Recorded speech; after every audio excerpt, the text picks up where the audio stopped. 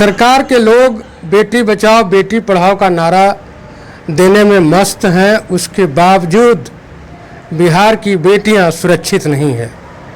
कल पटना के अमला टोला कन्या मध्य विद्यालय में एक छात्रा की जलकर मौत हो जाती है। ऐसी कई घटनाएं हैं। इन सारी घटनाओं पर आरजेडी के दो नेता हमारे साथ हैं, इनसे चर्चा करेंगे। कल एक घटना घटी है अमला टोला मध्य विद्यालय में, उसको आप किस रूप में देखें? देखिए, उसको इस रूप में देखना चाहिए कि बिहार में बेटियां सुरक्षित नहीं हैं। बिहार में जिस तरह से मुजफ्फरपुर शेल्टर होम के मामले सामने आए, माननीय सर्वोच्च न्यायालय ने बिहार में सुनवाई करने से रोक दिया था और रोहिणी कोर्ट में सुनवाई हुआ था। बिहार को उसी दिन शर्मसार कर दिया था तून वाले ने, मूछ वाले ने, और सरकार के लोग किस तरह से बेशर्मी दिखा रहे थे वो भी स्पष्ट रूप से सामने आ गया। मंत्री को इस्तीफा देना पड़ा था, मंत्री के पति को गिरफ्तारी हुई थी, लेकिन इन लोगों को शर्म नहीं आया। शर्म भी शर्मा जाए इन लोगों के कृत्यों से। लेकिन बिहार में महिलाओं के साथ, बच्चियों के साथ, छोटी छोटी बच्चियों के साथ जिस तरह से घटनाएं हो रही हैं, 15 अगस्त को जब जश्न आज़ादी में पूरा बिहार डूबा हुआ था, तो एक बच्ची और एक बच्चे के साथ जो इंद्रपुरी में घटना हुई और जो गाड़ी में मौत हुई, और इंसाफ की गुहार, वो भी गरीब घर की बच्ची थी। लोग लगाते रहे लेकिन इंसाफ नहीं मिला। उल्टे अब उन्हीं लोगों को प्रताड़ित किया जा रहा है और उन्हीं लोगों को तरह तरह की प्रताड़ना दी जा रही है। कल एक घटना हुई है अमला टोला मध्य विद्यालय की। स्कूल के अंदर बच्ची को जला दिया गया या जल गई, ये तो रहस्य का विषय है और जांच का विषय है। लेकिन उसके संदर्भों में जो बातें सामने आ रही है और जिस तरह से परिवार के सदस्यों ने या आस पड़ोस के लोगों ने बताया है, उसमें कहीं ना कहीं स्कूल के ही लोगों का हाथ है। और उस बच्ची के साथ ऐसी घटना होना ये शर्मनाक है, दर्दनाक है, हृदय विदारक है और कहीं ना कहीं मानवता को शर्मसार करने वाली घटना है। लेकिन उसमें भी इंसाफ नहीं मिल रहा है। आज भी उन लोगों ने आंदोलन किया, लेकिन आंदोलन से कुछ यहाँ बिहार में होने वाला नहीं है, क्योंकि ये बेशर्म सरकार है। 20 सालों में इसी बेशर्मी से सरकार चलाने वाले लोग बैठे हुए हैं। जब बिहार के मुख्यमंत्री विधानसभा विधान परिषद में बायोलॉजी बताते हों, तो यहाँ पर महिलाएं सुरक्षित कहाँ से रह सकती हैं? महिलाओं के साथ असुरक्षा का भाव जब प्रधानमंत्री कहते हैं बेटी बचाओ बेटी पढ़ाओ, तो उसी से समझा जा सकता है कि किस तरह से यहाँ पर खेल चल रहा है। एक महिला खिलाड़ी के साथ जब पूरा देश आंदोलन में खड़ा था और उस भुजबल शरण सिंह जो भारतीय जनता पार्टी के एमपी थे, उनको भारतीय जनता पार्टी ने अपने पार्टी से नहीं निकाला और बहुत ही बेशर्मी के साथ उनके पुत्र को टिकट भी दिया। इस तरह की राजनीति जब भारतीय जनता पार्टी और जनता दल यू के अंदर केंद्रित हो जाए, तो इसी तरह के लोग, इसी तरह के कृत्य करने वाले कहीं ना कहीं प्रोत्साहित होते हैं। जिस तरह से इंद्रपुरी में घटना हुई, जिस तरह से अमला टोली वाला मामला सामने आया, या राज्य के अन्य ज़िलों में इस तरह की जो घटनाएं सामने आ रही हैं, ये शर्मनाक है, दर्दनाक है। और ऐसी घटना पर सरकार की संवेदना और सरकार की संवेदना का नहीं होना, ये स्पष्ट प्रमाण है कि बिहार में सरकार जो चल रही है वो महिलाओं के साथ अत्याचार करने वालों और अत्याचार करने वालों के साथ कहीं ना कहीं सरकार खड़ी है, ये स्पष्ट रूप से दिख रहा। वोटर अधिकार यात्रा चल रहा है, उसमें जो सीतामढ़ी में लोग गए हैं। विपक्ष दोनों जगह के प्रतिपक्ष के नेता पुनौरा धाम मंदिर में नहीं जाना, इसको आप किस तरह से? देखिए, इस तरह का मुद्दा बनाने की आवश्यकता नहीं है। तेजस्वी जी और राहुल गांधी जी मंदिर में पूजा करने गए, पूजा किए। पूजा आस्था का विषय है और आस्था को भी राजनीति का विषय बना दिया जाए या राजनीति किया जाए, ये सही नहीं है। और ऐसे विषयों से भारतीय जनता पार्टी को बचना चाहिए। भारतीय जनता पार्टी को नौकरी रोजगार के मुद्दे पर आना चाहिए। उनको बताना चाहिए कि बिहार में जो अपराध आपराधिक घटनाएं हो रहे हैं, उसको रोकने की दिशा में इनकी कितनी गंभीरता है। जब ये इन सब मुद्दों पर गंभीर नहीं है, तो हम अपने आस्था में कहाँ पूजा कर रहे हैं, कहाँ इबादत कर रहे हैं, ये मेरा विषय है। लेकिन उस विषय को भी राजनीति का विषय बना रहे हैं, तो ये दुर्भाग्य है देश के लिए और बिहार के लोगों के लिए, क्योंकि बिहार का नौजवान 3 करोड़ से ऊपर पलायन कर गया है नौकरी और रोज़गार के लिए, रोजी रोटी के लिए। 65 लाख से ऊपर वोटर्स के अधिकार छीन लिए गए हैं। लोकतंत्र और लोकतांत्रिक प्रक्रिया को कमज़ोर किया जा रहा है, भारत की संवैधानिक व्यवस्था को कमज़ोर किया जा रहा है। वोटर्स के अधिकार छीनने का मतलब है उनके नागरिक अधिकार को छीनना।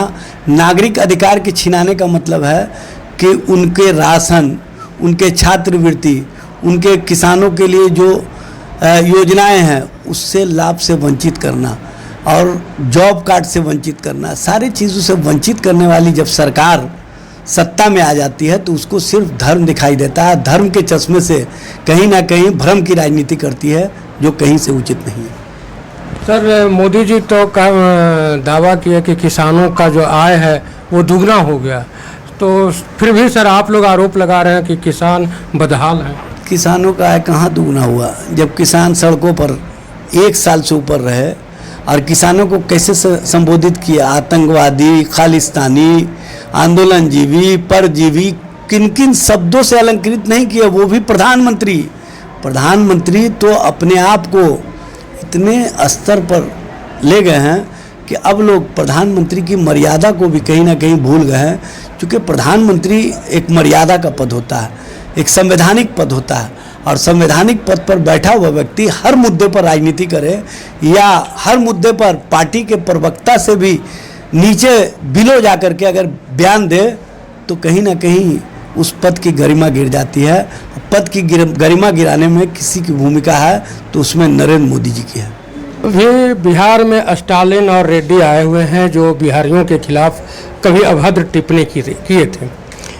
उस पर भाजपा का कहना है कि यह जो हो रहा है उनको बुला करके सम्मानित किया जा रहा है बिहार में, यह बिहारियों को बेइज्जत करने का काम हो रहा है।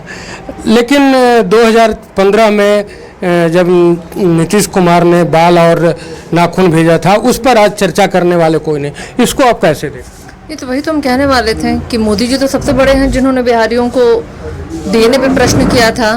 अभी आपने देखा होगा कि मुंबई में भाजपा की सरकार है, वहाँ बिहारी पीटे जा रहे हैं कि अगर आपको महाराष्ट्र नहीं बोलने आ रहा, मराठी नहीं बोलने आ रहा तो आप यहाँ नहीं रह सकते हैं। गालियाँ दी जा रही हैं, उन्हें थप्पड़ियाया जा रहा है उनको। भाजपा की सरकार है वहाँ पे, तो कि भाजपा नहीं, भाजपा वाले का मुंह है क्या कि बिहार के विषय पे बोलेंगे? अरे वो तो इनकी थेथरे ही है, गुंडा ही है कि डकैती करके, चोरी करके सत्ता में 5 साल किसी तरीके से रह गए, वो भी जदयू के पिछलग्गू बन करके। कोई जनाधार है क्या? अमित शाह जी आते हैं तो खाली सभाएं तो उसका सबूत देती हैं कि ये भाजपाइयों को। और अभी आप देखिए रुझान आना शुरू हो गया है इनके 20 साल के कामों का।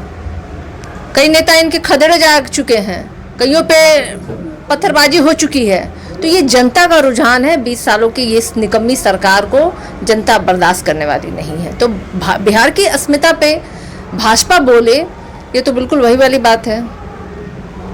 आपको खुद बिहार की इज्जत, प्रतिष्ठा, मान, विकास से कोई मतलब नहीं और आप चले हैं बिहार के विषय पे बात करने। जदयू के लोगों का कहना है कि बिहार जो नीतीश कुमार को मिला था वो आम के गुठली की तरह चुसा हुआ मिला था, इस पर आप क्या कहें? तो नहीं लेना चाहिए था बिहार को। आपको गुठली की तरह चुसा हुआ मिला था तो आपने कौन सा मार लगता है कि आम का बगान लगा दिया, यहाँ पे रोजगार का बगान लगा दिया क्या आपने? या पलायन आपने रोक दिया, या हॉस्पिटल और विद्यालयों की आपने स्थिति अच्छी कर दी। आपने कॉन्ट्रैक्ट पे सारे लोगों की बहालियां कर दी और अब आप कहते हैं कि सारे कॉन्ट्रैक्ट कर्मियों को आप हटाया जाएगा, है ना? ये खबर जानकारी में है ना। अब वही बच्चे सड़कों पे प्रदर्शन करेंगे कि हमारे नौकरियों को, हाँ, और फिर उनको लाठियां मिलेगी। तो सरकार है ना इसी तरीके से काम कर रही है बिहार में। अब इनका ना रोजगार से मतलब है, ना पलायन रोकने से मतलब है, ना बिहार के विकास से मतलब है, ना बिहार के किसी अन्य विषय से मतलब है। ये जो 65 लाख वोटरों के नाम काटे गए हैं चुनाव आयोग के द्वारा, क्या उसमें क्या लगता है कि सभी जो बाहर चले गए हैं या जो मर गए हैं उन्हीं का नाम? नहीं, ये भाजपा ये दावा कर रही है और जदयू कि रोहिंग्या, मुसलमान, पाकिस्तानी और ना जाने कहाँ से लोग आकर के बिहार में बस गए हैं और उन्होंने आधार कार्ड बनवा लिया, वोटर ID कार्ड बनवा लिया। तो उन्हीं लोगों के बल पे प्रधानमंत्री जी बने हैं, मोदी जी प्रधानमंत्री बने हैं। तो जो 65 लाख लोगों का नाम काटा गया है, तो अब ये सरकार या इलेक्शन कमीशन ऑफ इंडिया ये बताएं कि उसमें कितने लोग बांग्लादेशी हैं, कितने लोग रोहिंग्या हैं, कितने लोग पाकिस्तान से आए हुए हैं। इसका देंगे ना भाई बायोडाटा, कैसे किसी का नाम काट लीजिएगा। तो अभी तो एसआईआर में आपने देखा कि किस तरह की बड़ी धांधली घोटाला हो रहा है, सीधे सीधे डकैती हो रही है, जिंदा व्यक्ति को मृत्यु बना दिया जा रहा है। आप अपना पता किए हैं, आप जीवित हैं ना, उनके वोटर आईडी कार्ड में पता कर लीजिएगा ना, तो पता नहीं आप जाइएगा तो कहेगा कि आपका तो नाम ही नहीं है, आप तो 5 साल पहले ही मर चुके हैं। तो ये स्थिति है, ये सच्चाई है जो आज हर जिले में लगभग हम लोग ला करके सामने रख रहे हैं, सबूत के साथ रख रहे हैं। लेकिन इलेक्शन कमीशन ऑफ इंडिया जो है वो भाजपा का पिछलग्गू बन के काम कर रहा है। भाजपा जो इंस्ट्रक्शन दिया जाता है वही करते हैं, और मोदी जी ने चिन्हित कर दिया है। पिछले विधानसभा में उनको पता था कि 12,000 महज वोटों से महागठबंधन पीछे रह गई। इस बार उस फासले को वो और बड़ा करने के लिए, जैसे वो चाय बेचते थे कटिंग चाय, तो उन्होंने वोटों की कटिंग शुरू कर दी है। लेकिन लोकतंत्र की जननी, हाँ वोट हम बोल रहे हैं क्या? नहीं वही ना नहीं तो वही ना बोलते थे भाई, हम तो चाय, उनके पुराने वीडियोस देखे वो तो कहते थे मेरा क्या है भाई, मेरा क्या कर लोगे, मैं तो झोला उठाऊंगा, झोला उठा के निकल जाऊंगा। तो ये सब बयान मेरे नहीं है, ये उनके ही लोगों के बयान है, मोदी जी के ही बयान है, जो मैं आपको याद दिलाना चाह रही हूँ कि ऐसे लोगों से आप क्या उम्मीद, क्या अपेक्षा कर रहे हैं? क्या वो बिहार के विकास की बात उनके लिए कोई मायने रखती है? महिलाओं की कोई सुरक्षा, अस्मिता की बात उनके लिए मायने रखती है? जो भाजपा शासित राज्यों में सबसे ज्यादा महिलाओं पर अत्याचार हुआ, आपको याद है मणिपुर में क्या घटना घटी हुई, हाथरस में क्या घटना घटा। आप देखिए मध्य प्रदेश में ही हमारी महिला जो सेना के एक अधिकारी थी, उनके लिए कितनी अभद्र टिप्पणी, महिला खिलाड़ियों को किस तरीके से सड़कों पे रौंदा गया। बिहार में प्रतिदिन बच्चियों के साथ बलात्कार, हत्या घटना, ये आम बात बन गई है। तो भाजपाइयों से बिहार वासियों को कोई उम्मीद नहीं है।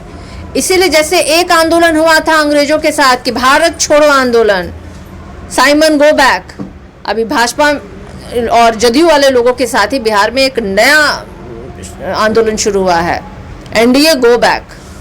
अभी आप आरजेडी नेताओं को सुन रहे थे बिहार के अपमानित करने पर, और यहाँ की जो व्यवस्था है, प्रशासनिक व्यवस्था, राजनीतिक व्यवस्था, उस पर हमारे साथ जुड़े रहें। धन्यवाद।